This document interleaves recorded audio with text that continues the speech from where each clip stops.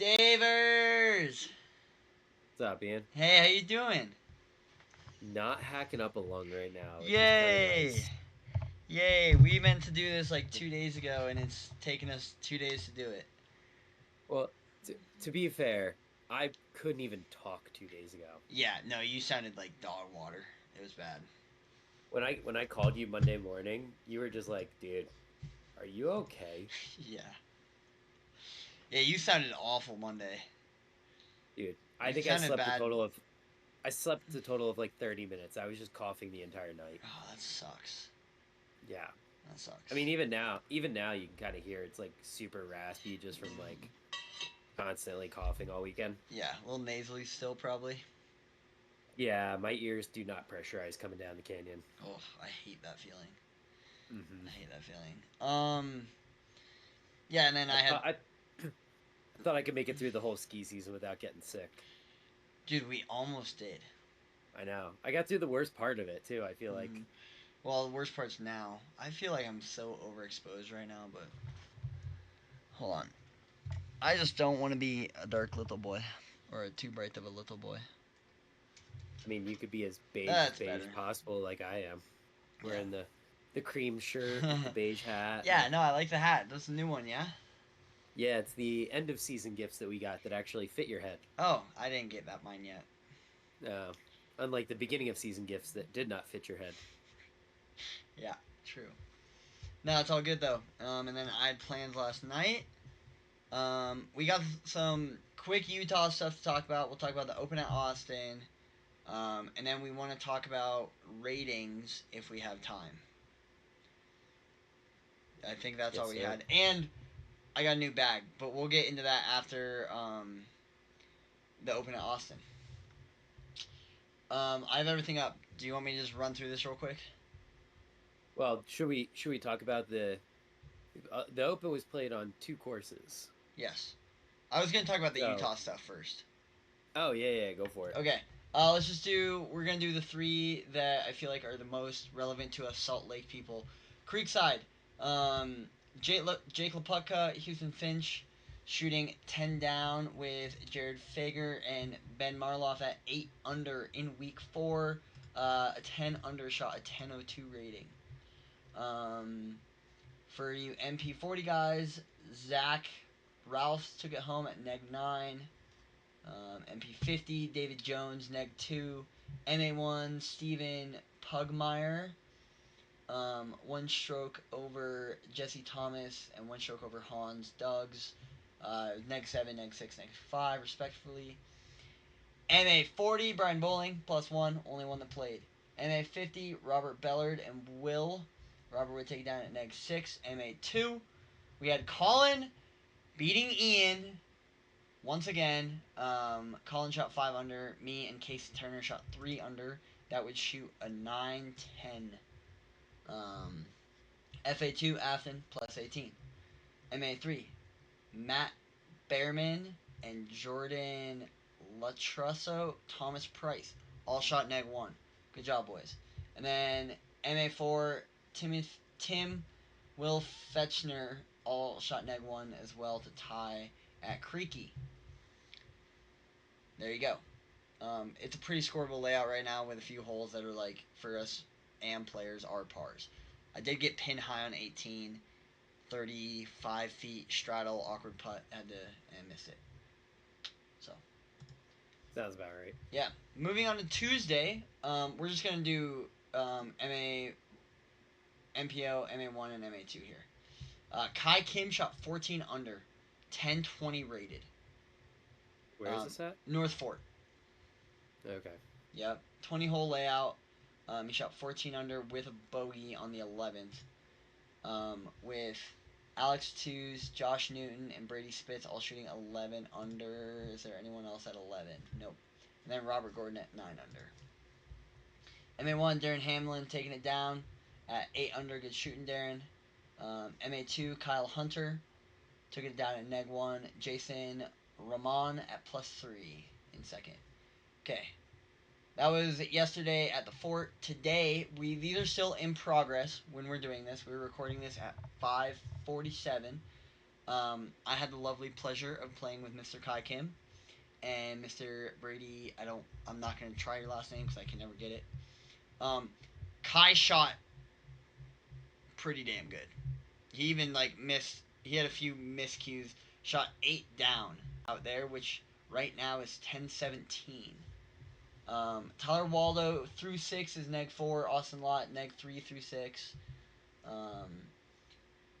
MP40 Kenneth at neg 5. Scott even, all in the clubhouse. MA1 we have Brian Adams at neg 7. Holy cow, good shooting, Brian. Nick Jennings even. Hans even, tied for second. MA2, we actually had a lot of MA2 guys out there today, which is kind of sick. Actually, never mind. Colin beat me again. Colin +3, Eric Pearson +4, and Ian +10. I had a rough day out there today. We'll talk about it in just a second. MA3, Leaf at +3, Jaden Ling at +5, and then MA4, Carson Clark +7. My River Bottoms league. 4 out of the last 5 holes I went OB, and a total combined length of my OB was maybe 4 inches over those 4 holes. Oh, I know you weren't measuring with something, because it'd be a lot longer than 4 inches if you think that's the case. It was probably about that much total between the 4 OBs. Yeah, but you have like a 500-foot landing space that you could have been No, in. you don't, Dave. Yes, you do. Come Hole play. 18. Hole 18. No, they made You it have a harder. Massive. Where is the OB? You have all before that brush that you Yes, can land and then they inside. put an island before the brush. And I landed in the Yeah, that's island. huge. I suck. That's just what it comes down to. I shot awful today. Well, we'll see how those finish out. Yeah. You just gotta keep the disc in bounds, bud. I know. I tried my best. It wasn't too windy. Like, I did get to throw some like straighter. I didn't throw anything like any of my flippy stuff, but I threw like my straighter stable stuff. Yeah. And there were some holes where I was like, oh, that was a bad shot. I think I need something.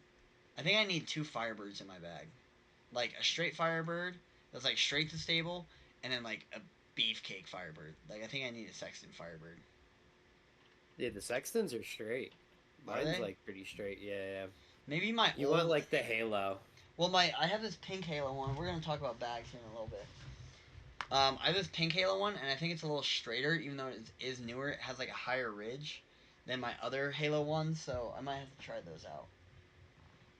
Gotcha. So. I think you're just throwing further than you think, bud. I might be, yeah. I think I went through that phase. I think I'm in a phase of I have my distance drivers good, I have my mids good, but my 7 and 9 speeds I need a little play, and maybe I put a Tesla in there. I don't know, like those the Simon Teslas that are just like beefy. I think I put one of those in there. But yeah, I mean, I've been struggling with that same slot, that straight to stable fairway. Yeah. Because everything I have that should be straight to stable is just not. It's either too flippy now, or it's actually stable. Like fucking FD3 is actually pretty stable. Totally. Unless it's this felon. This felon, on the other hand, not stable. If you, hold on, I gotta shout you out real quick, okay?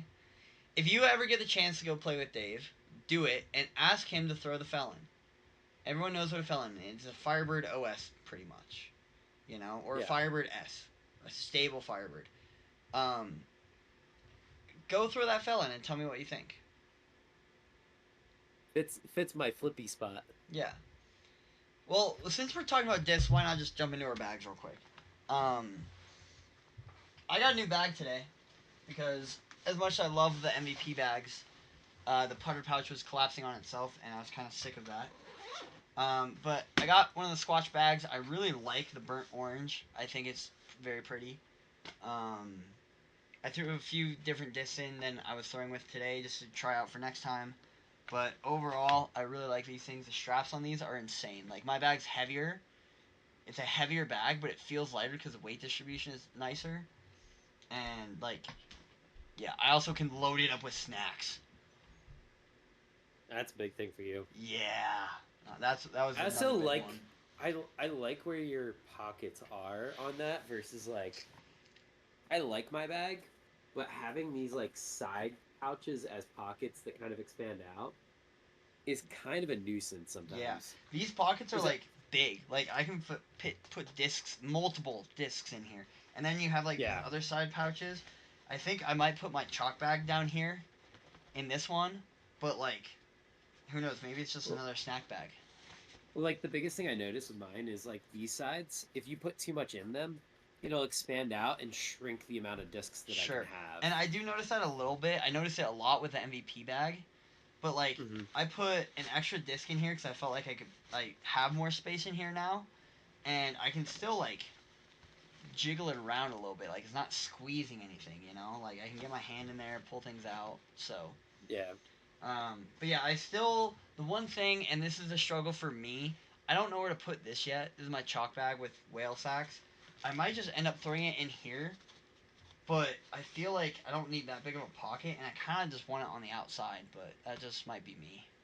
Does it have like clip areas like mine does up Yeah, here yeah, with yeah. my So what I did is it came with this like bungee, right? And yeah. this towel like unless I'm actively using it, it's gonna live in here because I've honestly the towel's just been flying around. It came with this bungee, and the bungee was up here, and I moved the bungee to these, and then just strapped it on like this, and it sits pretty good. It's just next to the water bottle. Maybe I just shove it in there with a water bottle like that, you know.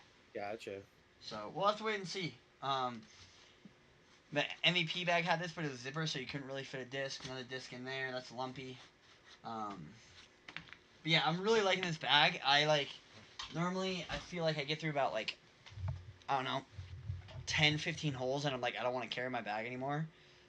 I got to hole like 17. I was like, I feel pretty good. So, Nice. yeah, Heck yeah, bud. yeah. Um, I like mine. I mean, I I'm have looking at your that. crotch. Yeah. Oh, I realized that after the fact. Hold on. Sorry. I'm You're trying good. to mess with some of my cables. My whole computer situation here is a nightmare. That's okay. God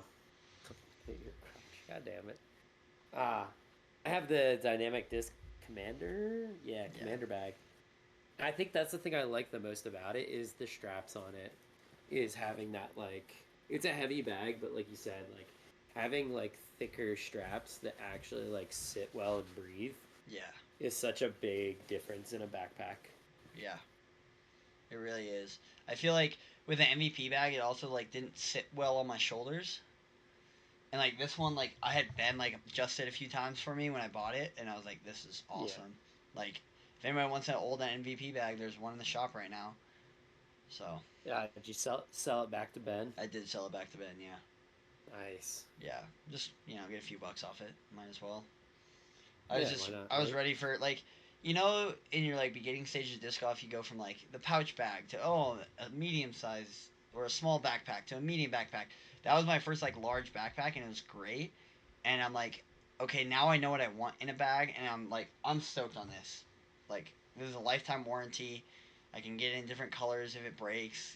Like I'm so stoked on this bag. Yeah, those things are nice, dude. Yeah, It's gonna be fun. yeah, I'm really excited. And So. now I can make you carry all my shit instead.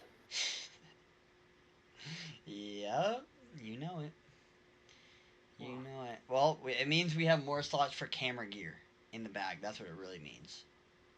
Yeah, but we got that backpack. That backpack's gonna work out so But do well we for want two backpack? Do we want to be carrying two backpacks during a kinda, round? kinda. Yeah, we'll have to wait and see. Yeah, we'll have to figure it out. Yeah, we'll have to go play. It'll We'll have to go break the fort real quick, and that will be the telltale. that'll break us. Yeah. No, I almost broke it a few weeks ago, a month ago, 2 months ago, something like You that. did. I had You a played birdie. well. I had a birdie putt, and I three putted on 18. Thanks. At least you only had to do it once. Yeah. Normally you have more than one three putt in Mhm. a round. I had one today, but half was wind, half was me. So, yep, Gotcha. yep. Should we? Shall Yeah, let's do it. Go for it. Sprinkle Valley, or what oh Here, God. round one. I got you. Sprinkle Valley Disc Right. Golf Course, round one, FPO. Talk me through. Open at Austin. Oh, the Open at Oh, Austin, presented by the Open Flight at Austin. Factory Discs and MVP. Yes. Yes. Um, it looked like a fun course. I watched a lot of the practice rounds, like the one that Goose and Ezra did, Yeah, and it looked like a fun course. It definitely looked a little bit fluky. There were a couple holes here and there that you were just like, is this really like Pro Tour level? yeah, Um, but the big one, especially for FPO, because FPO has played this course before. yes, They played it for US Women's last year. yes. And hole 18. Yeah, let's just jump Hole right 18 into it. Hole 18 was not an island, and um, that landing zone area was not OB during US Women's last year. Mm-hmm. So for this year, they made an extra section of it OB, so that like horseshoe cutout is now OB, and above that hill, everything on the other side, including that hill, to the island was OB. Yes. It. And then they also did stroke and distance for if you never crossed the island back in bounds. Yes. If you crossed, you went to a drop zone. Correct, which was a 35-foot putt to an elevated basket where the OB behind the basket was 10 feet away. Yes. You are elevated on the putt as well. Just a little bit. You're not on the ground. It's more, you're like a foot maybe off the ground. Yeah. If you guys go play River Bottoms, it plays a lot like one of the par fours at River Bottoms, but imagine another 50 feet with the island being a lot harder. It's somewhere on the back nine. I want to say it's like 13 or 14 at River Bottoms. And a blind approach shot. Yes. So it's at the River Bottoms one I'm talking about is the double Mando, the second double Mando or third double Mando hole. Plays a lot like that, but a lot tighter, kind of like we say fluky. We saw a lot of big numbers, not only in FPO but in MPO, on hole 18. I think I saw something that said like there were 19 FPO players that took double-digit scores on that hole. 1, 2, 3, 4, 5, 6, 7, 8, 9, 10, 11. 11 on the first day, and then there's also a bunch of 8s, a bunch of 7s, a bunch of 9s sprinkled in there. So, like, hold on. I can pull up the stats real quick. Hold on. Stats, hole, course stats. Here we go. Hole 18. For the FPO. For FPO. Shot a plus 2.81 with 6% of the field birdieing.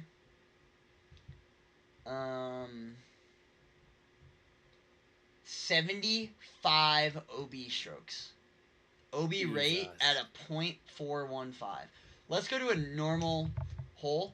A normal OB is 12 with a .22 OB rate.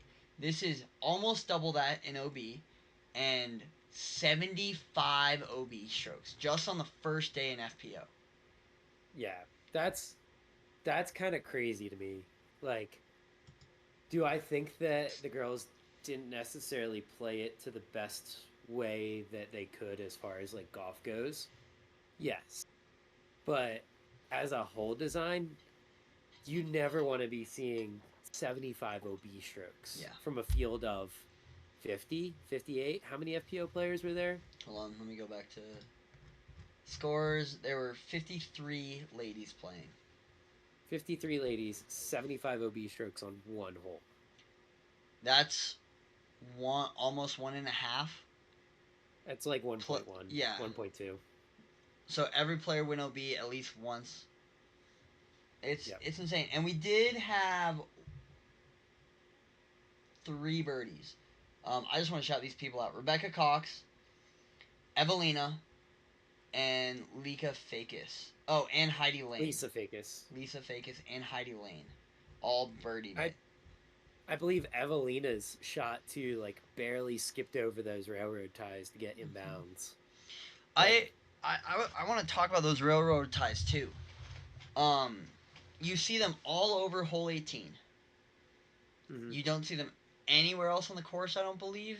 Maybe like 1 or 2 holes just like around the basket to make the basket that tiny bit elevated, make it look a little nicer. Right? Kind of like we see at Creekside in the warm up area, but closer. Mm-hmm. But everywhere else on the course, they're nowhere to be seen. And then 18, you have them everywhere.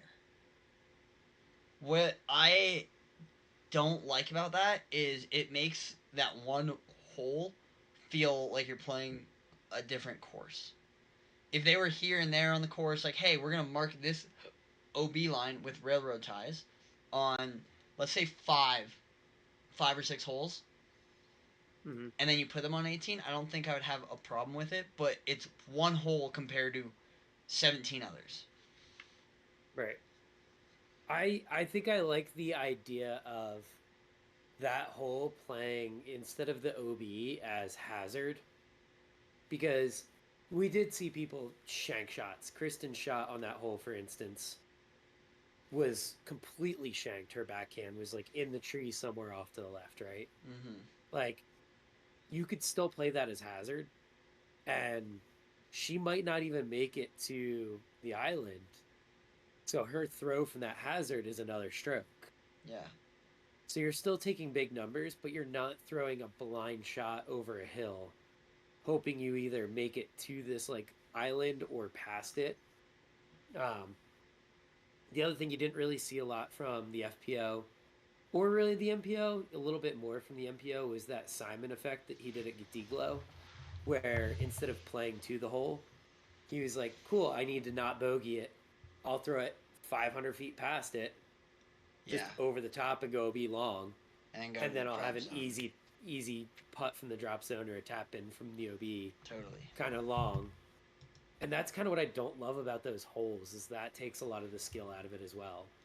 Like, if you're playing that hazard, at least you try to make the island, and if you don't, you're still getting stroked. But like, it really punishes bad shots, and the shots that are like, cool, I skipped and like hit the railroad tie and bounce backwards, like, you're still getting punished, but not nearly as badly as having to like go all the way back and try to rethrow a blind shot, Totally. you know? Totally. And I think it was a little fluky. Um, MPO stats on that hole. Hold on. MPO stats on day one was 84 OBs, .8 80 OB rate. So all like higher than the ladies, but we also had more men in the MPO. So Yeah. I wonder what the math is there. I don't really want to do that right now, but the OB rate's way higher for MPO, and we had some big numbers in MPO too. So is it a broken hole that's up for the pros to decide and up for the course designer to decide? But in my opinion, if I'm if I'm playing that hole and I'm up by even 3 strokes going into that hole, I'm You scared. just shank it. I'm scared. Well, you're just launching it. Yeah, you're You going have as far as you no can. Yeah, you have no reason to try to land that island. Yeah, it's terrifying. You know, and, and as a watching experience, I don't enjoy watching these pros have to rethrow shots. Mm-mm. You know, like, It's a double punishment.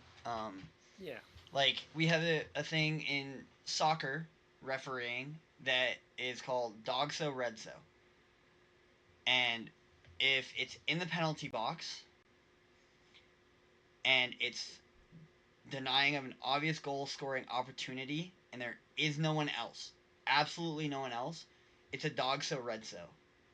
So you're giving a red card and you're giving a PK. That's like worst case for that team, right? Yep. But let's say it's a dog so, you're in the box, but there's a goalkeeper or there's a defender that could play the ball. It's a yellow card, which is like a little more forgiving. And then it's Yep. if it's outside the box and even if there is someone there, like there is a goalkeeper still waiting for the shot, it's a red card.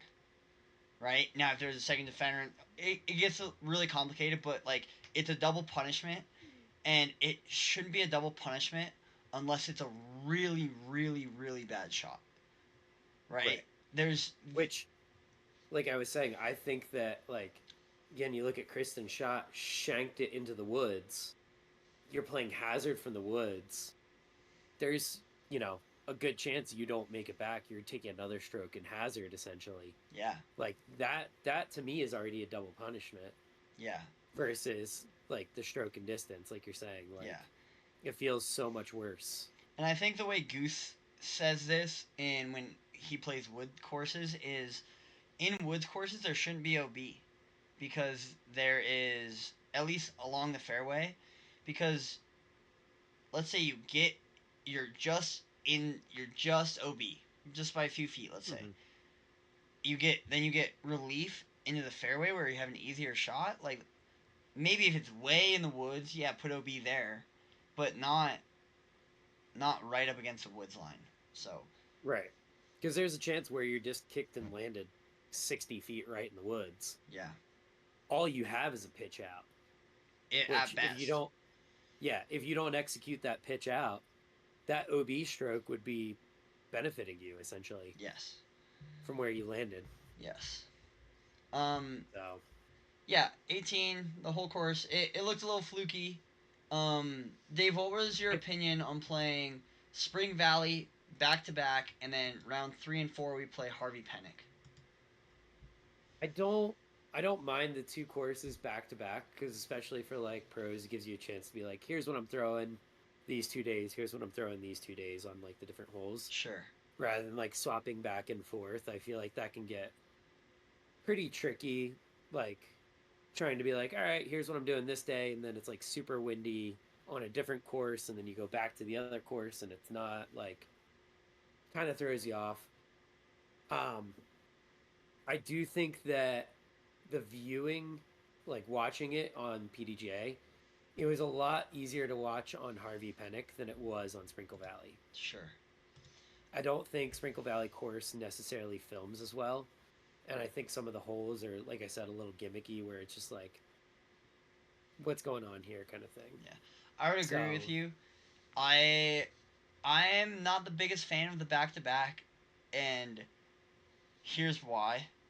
I feel like one day it could be really calm at one course, and then the next day it could be really calm, and then the next 2 days could be really windy. And so being able to play both courses in a calm or both courses in wind, I feel like, I don't know, might even out the field a little bit, really see who the best golfer of the weekend is. But I personally would rather have seen Harvey, Sprinkle, Sprinkle, Harvey in that order. But that's just me. Okay. Everyone has their own opinion, and that's fine. I do think Harvey has a better finish, like a better finishing stretch, because 18's too fluky. 18's way too I was gonna fluky. say, imagine 18 on Sprinkle the last day. Yeah. Like Kristen's one stroke behind. Well, I guess if you take out her 11 and 10, she would have been 8 strokes ahead of the field. Yeah. But take that away from it. You're going in and it's a close race and somebody's just like throwing shots. You're like, dude, yeah, what's going on here? Totally. Like it feels like it negates the previous 3 days and 17 holes that day that you played. Totally. And it really just came down to that one hole and you're like, well, fuck me. Yeah. I'm glad we got to finish on Harvey and not Sprinkle. All right, I think we've talked enough about the course. Let's jump into scores real quick. On the harder of the two courses, we saw ladies shooting even at best. Owen shot even. We saw Sarah Hokum +1, Rebecca Cox, and Valerie Manjano at +2 to finish out your lead card. The big You one said her name here. right. Thanks. The big one here. Silva Saarinen could have been on that lead card. Had a 9 on the final hole. Cool. Sorry. We had Kristen. Could have been. She was tied for 17th, +6. Took an 11, so she would have been even if she took a par on that last hole and would have been on that lead card. And there's one other name. Alexis Mandahano, Valerie's sister, took a 12, also playing good. She would have been just outside the top 5, I believe. Just with that final hole. Round 2. Dave, break it down. Round 2 is a lot of the same at Sprinkle Valley. There's a lot of good play from the ladies. Again, not necessarily a whole lot of scoring, but I feel like par on that course is kind of what they were going for. And then came down to hole 18 again. Yep. And we saw a big shift in scores. We did. What was going on day 2 with that? So day 2, we saw Rebecca shoot an even through or -1. Sorry, no. +1 through. Jesus, Ian, I can't think. I'm sorry. Rebecca Cox took a double. You would see Holland Hanley shoot pretty well, and then take a 9 on the 18th. You'd see Kristen come out hot, finish hot till 18. She took another 10 on the 18th. Yep. You saw Owen shoot 10 over with an 11 on the 18th. You saw people like Paige move up, and then the 18th just ate everyone up. Which kind of stinks. I'm trying to see who else moved up and down here. Sarah Hokum, she was she moved down 18 spots, took a 13 on the 18th hole to have a +15 round. There was not a single female under par that round. No. The hot round was +1. +1 by Rebecca Cox. Yep. At 10:04. Yeah. That's kind of crazy. How happy are you with a 10:04 over par? 10:04 1 over par. Yeah. How would you feel? Honestly, terrible. I would feel like I played bad. Yeah. Because going into that hole, you had people that were 5-6 under for the round. Mm-hmm. That ended up finishing that high up, you know? Yeah. Rebecca Cox was under par going into that hole. Yeah. Kristen was way under par going into that hole.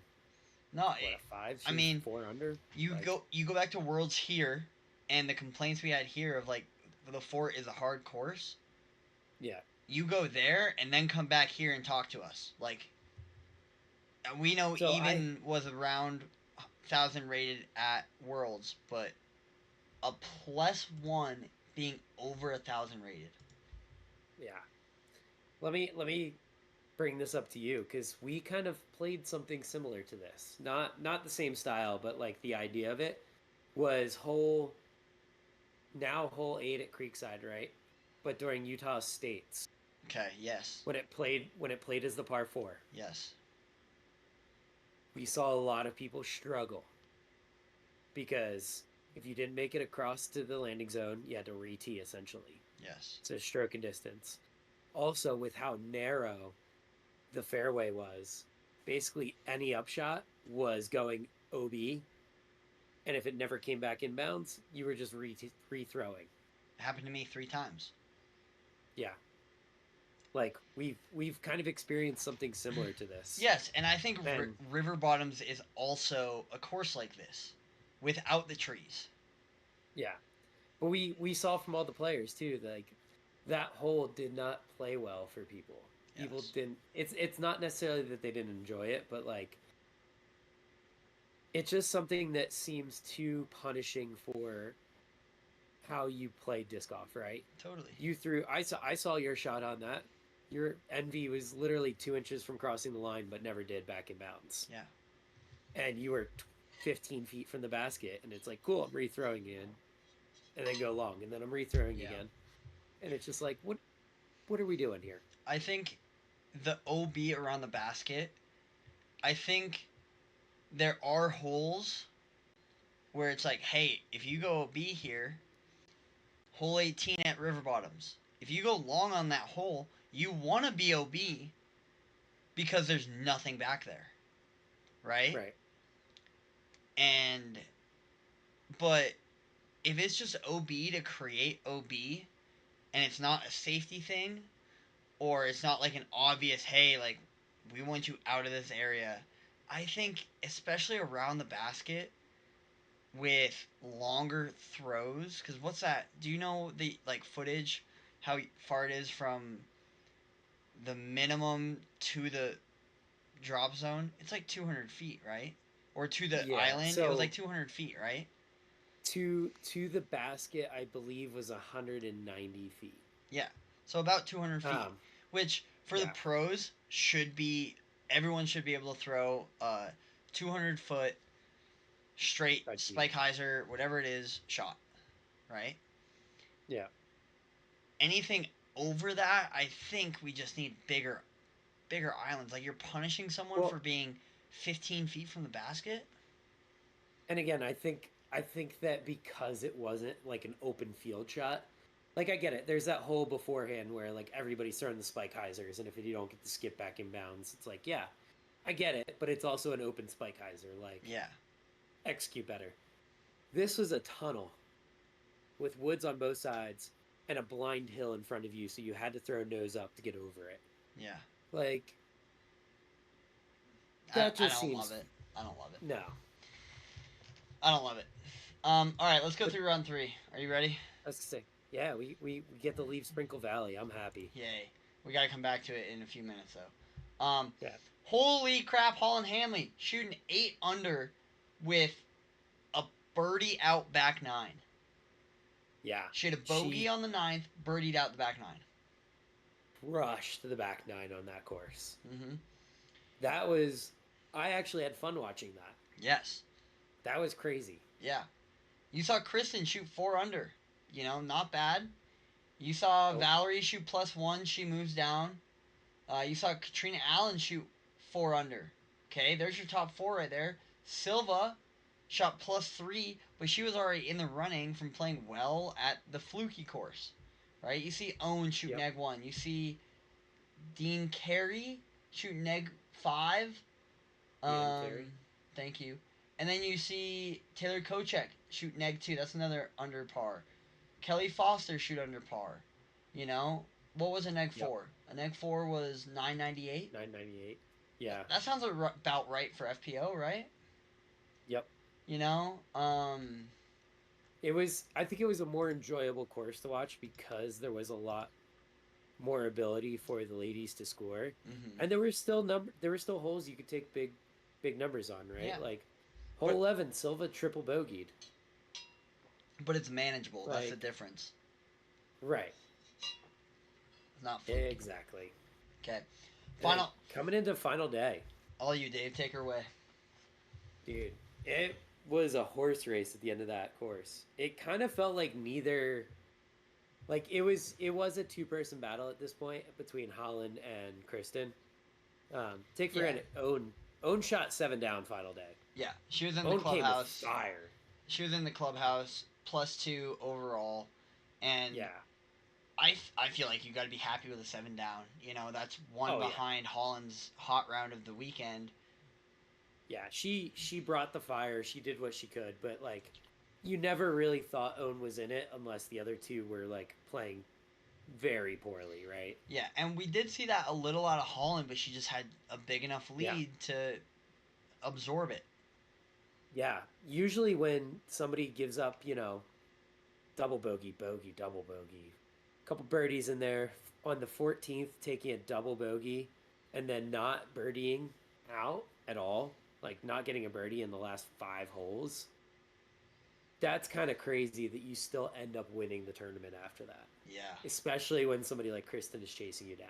Yeah. With, you know, And two birdies in I the think final four holes with a bogey in there. I think what happened was Kristen just couldn't get out of her head about hole 18. Yeah. She couldn't really kind of overcome that, and it kind of took over, and she wasn't able to like bring out that beast mode of just like, I know how to play disc golf and score well. Sure. You know, Yeah. the fire was kind of washed out. Totally. And I would agree with you there. And you know, props to Holland. She did what she had to do. She was able to keep that lead and get the win. Yep. Holland Hanley, FPO champion, neg 1. She would shoot a 989 rated event. So better than everyone else. Um, Pretty awesome. Yeah. MPO, we've already talked about the whole. We're just gonna throw some names out there with big numbers on the 18th. I'm gonna scroll pretty far down. Oh no, you don't have to scroll that far. Well, day one you do. Day one you do. But Calvin. if Let's talk Calvin. Tied I was about to say, 85th with a 12 on the 18th. Didn't have like a horrible round. He was what, plus or minus 4, he's minus 5, and then plus 2. Parker Welk taking a 10. You see Calvin Lundquist took a 9. Yep, Eli Swanson took an 11. Emerson Keith took an 8. Yep. Jake Mon. Paul Macbeth took an 8 as well. Yeah. There's a lot of big names with a lot of big numbers, but I think Calvin is the biggest. Yes. Well, not only was he the biggest number, but the biggest surprise. Yes. Right. To take that kind of number on that hole. Yes, 100% agree. It was not pretty. No. Dave, I'm just pulling something up real quick because I don't want to forget about this. So if you just want to give me 2 seconds. Oh, take your time. Why? There we go. We did have a couple hot rounds coming out of there. Adam Hammis and Kyle Klein, both shooting 12 down round 1. Yes. And that was the precursor to kind of start this tournament off. Is guys are shooting very low scores. Mm-hmm. And I feel like if you weren't shooting low, you were not going to be able to keep up. Yeah. You know, got AB 10 down, Vino Makala 10 down, Alden Harris 10 down. Great score for Alden. Yeah. And then, you know, everybody else around that 9-8-7 score. But a lot of big numbers coming out there round 1. It's pretty windy out from what I remember from that hole or that course. Yeah, I mean 12 under shot 1078, almost 1100. Yup. Which awesome job. Adam was feeling himself after Waco, that's for sure. He was. So. And then coming into round 2, you had another couple hot scores. Calvin this time shooting 12 down. This is the hot round of the day. Mm-hmm. Nicholas Santala with an 11 down. Chris Dickerson moving way up with an 11 down as well. Kyle Klein 10 down. Like, the guys were just shooting very, very well. Yes. Did we have any massive numbers on 18 round 2 as well? We had a few. We had a Mason Ford take an 8. We had Matt Bell take a 10. Some other big names. Garrett Gerthy taking an 8 again. Yeah, Casey White taking an 8. And then that's kind of it for the big names. We had some other people down lower take 9s, 10s, 8s. So yeah. But it seems like the guys were able to manage that hole a lot better than the ladies were. Yes. Before we move on real quick, Dave, we did have a lot of aces the first 2 rounds. So we had an ace by Albert Tam on the 8th. I believe that was the only ace they won. We had, I believe, 2 aces round 2. We had Alden Harris on 17. Alden Harris, Gavin Phillips on 17. Yep. Do we have What was that thing you sent me the other day? The um guy aced back-to-back holes, back-to-back days or back-to-back days. back-to-back days, and then round three Gavin. we'll get into it in a second. Gavin Okay. Phillips again with an ace on the 15th. I'm not On 100% the other sure course. on a different course. I'm not 100% sure, but I'm pretty sure that's the first time that I know of where we've had a pro ace 2 holes in one weekend. Possibly. Possibly. I can't think of like one off the top of my head. I'm sure it's been done I mean, before, but I probably someone on lower cards who just said screw it. I'm just gonna go for ace runs. yeah.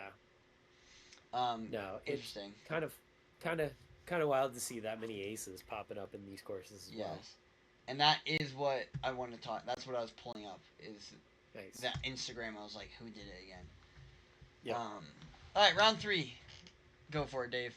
Moving over to Harvey Penick. We had a lot lower scores over at Harvey Penick. Kyle Klein, top of the leaderboard for the overall tournament so far. 5 down. Anthony Barella shooting a 6 down. But then we had Paul McBeth shooting 12 under at Harvey Penick. 1095 rated. Dude, we're seeing little bits of old Paul here and there, I feel like. Yes. This year. Like, he feels like he's kind of back. Yeah. We had Chris, who was in the top 5, shoot a +4, move down 19 spots. Yeah. A lot of big names, though. Paul and Ricky up by the top there. You have Nicolas Antala, shoot a 4 down, Gannon 5 down. I mean, at this point, it's a race between the top, 10 people? Yeah. I would say Like, top 4 definitely in the race. Top 10 are there.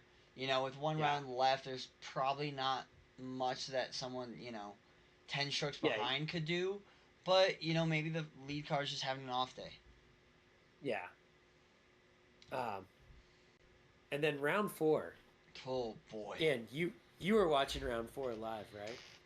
I was keeping updates with scores live, and I saw it went to a playoff. I finished hole, I believe it was hole 9. I finished keeping up with scores on hole 9 or 10, and then I'm like, oh, this is juicy. And I saw it went to a playoff. I did not look at scores, and I came home and watched who won because I wanted to see who won.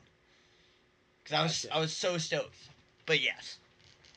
So final day, guys come out shooting hot. Nicolas Antala is 5 down through 5. Gannon is 4 down through 5. However, Kyle Klein, who had the lead at that point by 4 strokes, 5 strokes, 4 strokes. 4 strokes. He was definitely in the lead. No, he was 5 over Nicolas, 4 over Gannon, and he just could not get the birdies going. No, his putt looked like mine. It was low. It was right. I mean, the back half, the putts that I saw out of his hand, they look good, but there's no confidence or punch behind them. And almost every one of his putts would hit the right side of the cage, hit the basket, and bounce away. Yep. And then, so Nicolas would shoot 12 down, and Kyle Klein shot 7 under to go to a playoff, which I believe these two went to a playoff last year. They did, yes. For this same tournament. Same tournament, same hole. Yep. Same result. We're back to hole 18 at Harvey Penick. And guess what? It's the same result. We get to see the fin in the cowboy hat again. Yeah! Let's go, Nicolas Antala, your 2-time MVP Open at Austin champion. I was stoked. I was stoked. I feel like that course plays to his style so well. I mean, yeah, where was he at the end of day 2? He was, I guess he was... He played well, but he was in second. He was in second. Round 3, not too great, and then round 4, oh my god. Yeah. I Um, like seeing like Kyle and Nicholas early season. Like for some reason those two I've just kind of been going off early season. they have. And I wish they would be able to hold it up for like the majors later on. Yeah. Yeah. Um, congrats to Nicholas. Awesome. 2-time, baby. Yep. We saw a lot of high rated rounds. I think a lot higher rated than I think we've ever seen before across the field. We saw 1082 from Nicholas. Um, Ezra Robinson, 1082. In round 3, Paul shot a 1095. Yep. I think, and then we saw Nicholas shoot another 1075 at Alvin 11. 1081. Yeah, a lot of high ratings, Dave. Yes. I know we've had a lot of like higher ratings, and I wonder if it's just because the field's getting closer and ratings are going up and up and up. But I kind of want to jump into our next topic, which is the 1100 rating. Yep. We have seen a good amount of 1100s. I have a list here. There's a good amount. Let's see. There's a lot by a lot of people. Okay. A lot of these names you will know. Some of these names we've never heard of. I'm just gonna spit a few out that are a little shocking to me. Connor Rock shot an 1100 rated round at Vegas Challenge in 2024. We saw a guy named Will Schustiker in the Memorial in 2015. We saw Greg Barsby's shot in one. Barry Schultz, James Conrad, Garrett Gurthie, Paul Uleberry, Paul Curry at Prodigy Disc Pro Tour in 2024. A lot of Steve Rico, a lot of weird names. But what names up here the most? If you had to take a guess, give me a few names that you would think. Paul McBeth. Okay, bang, easy. His highest rated round was an 1132. He scored a third Memorial 18 under. Memorial 18 under. Is that the one? That's the one. Yep. Yeah. He also has an 1121 at the Vibram Open in 2013. So that same year. Give me another one. Got to be a Ricky. There is a Ricky in here. Ricky's highest is an 1111 at Texas State's in 2014. Give me another one. Are these just PDGA events, or can they be like A tiers, B tiers? These are A and B tiers. PDGA, Okay. A, B tiers, and minors. So the minors we're There's not really counting, but was like, it Joel Freeman shot like a 19 down somewhere at one point? I'm not seeing There was Joel on here. there was a B tier. I remember I was either last year or 2 years ago. This somebody played at where they shot like 19 under through 18 holes or something like that. Greg Barsby had a 40 at the UFOS Pro Jam B tier in 2012. Okay. So a lot of big names. You know, Ezra's up here. Both Ezra's, Aderhold and Robinson. We see Joey Buckets up here. Are we getting to the point where we're gonna start seeing more 1100 rated rounds because the field is just shooting so hot and we need a scores adjustment, or are they just that good? Is that good of a round, like that Paul McBeth Memorial round? I think we struggle with disc golf because course changes so often. Because somebody that could play the same course, you're never going to have the same conditions, whether it be wind, weather, you know, playing it in 105-degree heat or 70-degree heat makes a big difference. Yeah, ground play. Yeah. Was the grass long? Was it short? You know, like we don't have manicured fairways or greens or anything like that. Tee pads change, hole positions change. I think that's the thing that I struggle with disc golf with ratings is like golf, you have a handicap. You kind of know what your handicap is because everybody plays the same course in the same way. You might play on different tee pads, but that's based on your handicap. Yes. We don't really do that, right? Sprinkle Valley was added to the Open at Austin. Now it's not the same as it was last year for the courses. You can kind of take what played at RV Pennock, but there were also some modifications there. You know, a tree falls, Creekside, take for instance, tree falls, and all of a sudden now you have a wide open shot that was kind of blocked off before. Yeah. You had to throw the tunnel, now the hyzer's open. Right. I think so much changes in disc golf that yes, people are getting better. People can now throw further and land in smaller areas from further distances. That's kind of just a given. But to be able to come back and say like, "Oh, I shot 18 down at Memorial," and it's like, "Well, what layout? When?" Like, Yeah. all that other stuff. What was it last week at um, in down in Texas where Jake Mon shot the same score as Paul Macbeth? So it Let wasn't me the find same. this real quick, actually, because this is It wasn't. interesting. It wasn't the same under, right? No, but it was It the was only same. 15 under at the time, I think. But he literally shot the same score as Paul on that course. Yes. I'm looking. If you want to keep talking. And I would be very curious as to see how both of those rated, because the rating's also based on how high the people in the tournament are rated and how good or bad those people play. Yes. Is where your rating falls as well. So to see the vast difference between those two would be very interesting to me. Okay, Jake Mon. I'm looking real quick. Sorry. You know how the PDJ app works. It's kind of hard to navigate Oh, sometimes. it does. What do you mean works? I didn't think it did. Jake Mon. Where did he finish? There it is. Okay, Jake Mon. I want to see ratings details. Is not open yet. It's not updated yet. Unless I Shouldn't see it be it. updated during? I'm not seeing it in his ratings details. It's only. Yeah. Oh, just go to that. Just go to that tournament and find the round rating. Okay. What was Oh, the? okay. Yeah. Sorry. Jake Mon. Where did you finish again?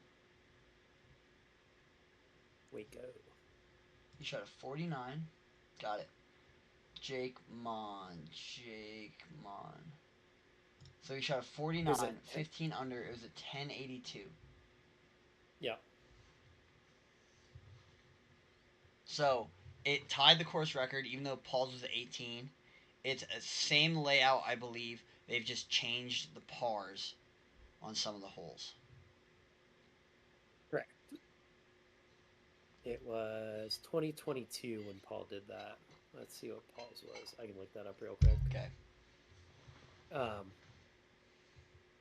But yeah, we have stuff like that, right? Like, how do you think that those should be rated the same?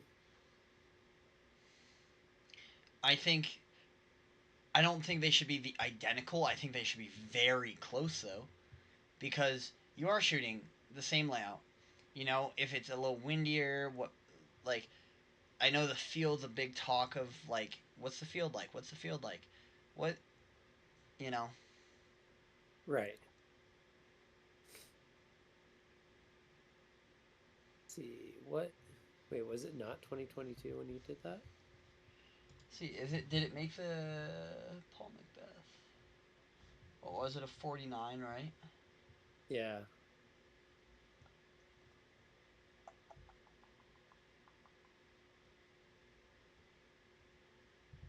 Let's see. Sorry, I should have pulled it up earlier. Ah, no, you're good. I didn't think about it until we just started talking about Yeah, I it. didn't either. Got it. It was a 1098 in 2019. 1098. 2019. That's what it was. So 1098, 1082. That's 16-point difference. That's a two-stroke difference usually. About Right. two-stroke difference. So on a similar, if not the same course, right? Maybe some OBs moved around, maybe some stuff's moved around and whatnot. But the fact that that didn't match up to Paul's, like, wasn't it a harder field when Paul did it? I would argue it wasn't. I would argue it's a harder field now when Jake Mon did it, Yes. right? So Yes. shouldn't that, in theory, be a higher rating because he was playing against a tougher competition? Yeah, I would agree with you. I don't see why we don't give that a higher rating. And maybe it's time that we, like, at the highest level, we separate these ratings out by a little bit more, you know? Yeah. And it would have to fall down the tiers, you know? I think everyone would take a rating bump, but are we ever going to see an 1100 rated player? No. No. I don't think the algorithm would allow it. Yeah. Like, you would have to shoot 20 down every course. Yeah. You know? If Jake Mon shooting what we would call a perfect round, because Paul shot 18 under on that one, right? Yeah. Which we call a perfect round, and couldn't even make an 1100. Yeah. Who's to say, Honestly, the best way to do it is one of the FPO players just somehow shoots 15 down on Sprinkle Valley, or the 12 down on Sprinkle Valley, and Mm-hmm. that would have had to have rated at least 1500. Yeah. Yeah. For sure. For sure. But we won't ever see that. Yeah. We have a lot more rating stuff to talk about next week or the week after, kind of depending on if we get a special guest on. Um, so, yeah, well, I want to dive more into ratings, especially this year, because I'm trying to be 900 rated by the end of the year. I know that's not a big accomplishment for some, but like, I think I have 950 rated rounds in me, 1,000 rated rounds in me, and I just Yep. have to put it all together. I mean, when we played for that disc that I still haven't bought you, by the way, Mm, um, true. still owe you a disc. Can you Let's just see, give let's me see. a destroyer? Just buy me a Here you destroyer. go. You can. I'll get you a candy. I'm gonna You can have this one. I'm gonna punch you in the face. You need more candies. No. Um, let's see. What do I have anything in here? Here, you want something more stable? Sure, take it down. No, this thing's beef. I need that for a headwind. No, I need that. I don't know. You can buy me a destroyer or something. I'll find something for you. All right. But when we played that round, you shot what 3-4 under during that day, and that was on the harder course layout. Yeah. Like, you do it when we play. It's just putting it together in a sanctioned round. I think you kind of just get a little too in your head about it, but Totally. that's the figure out this year. Totally. And it is. That's why we have all the leagues. Yep. And they've been helping a lot. I shot 910 at Creekside on Monday, and then an 840 today. So just even That's the curse of growing, Yep. No, but it'll be good if I can get enough tournaments in to where I can change my rating enough to go to 900. I'd be stoked. But if I can't because we're filming or something, we'll figure it out. So. Yeah, I think it'll just come down to what kind of a season are you having if you need to take a break. I know this year I'm not planning on playing a whole lot, at least as far as like the bigger tournaments go. Mm-hmm. So we'll see where my rating goes, if it even goes anywhere. Yeah. My league ratings have been high, but it'll go up. Yeah, we'll figure it out. Yeah. All right, Dave. Any last words for the people? Make sure to wear your sunscreen. It's getting bright. Days are getting long. Get outside. Stay protected. You don't want what I got going on. I got a little Ian and I with the Rudolph noses from being up in the mountains. Yeah, you can really see mine. Goggle Sam's coming in though. You can't see in the light very well, but. Let's see. Oh. Here, if I put some shade on mine. I was gonna say when you take the hat off, it really. Well, now you just look. Yeah. See it a little But bit. mine's like white and then just Yeah. red. Awesome. Hey, thank you guys for watching. We're gonna try and get these podcasts out as soon as we can, when we can. Videos are on another round now. If you didn't see that, well, stop living under a rock. If you got this far in the podcast, here's what I want you to do. Okay, I want you to comment down below your rating and what's the worst round you've ever shot. That's all I got. Thank you guys. We'll see you later. Peace. 772. 772. Oh God. I don't even want to look at mine. Alright guys, peace!